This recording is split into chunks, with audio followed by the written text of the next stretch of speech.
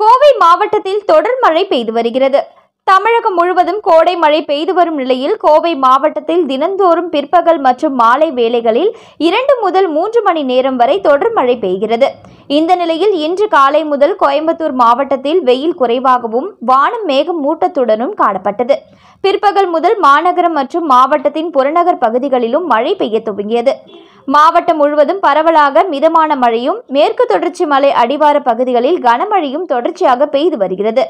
குறிப்பாக கவுண்டம்பாளையம், பீலமேடு, அவினாசி சாலை, நஞ்சுண்டாபுரம், ராமநாதபுரம், காந்திபுரம், சுந்தராபுரம், பட்டணம், விளாங்குறிச்சி, சேரன்மா நகர், சிட்ரா, சிங்காநல்லூர், வெள்ளலூர் ஆகிய பகுதிகளிலும் மாவட்டத்தின் புறநகர் பகுதிகளான மேட்டுப்பாளையம், தொண்டாமுத்தூர், பொள்ளாச்சி, சூலூர் ஆகிய பகுதிகளிலும் பரவலாக தொடர் மழை பெய்து வருகிறது.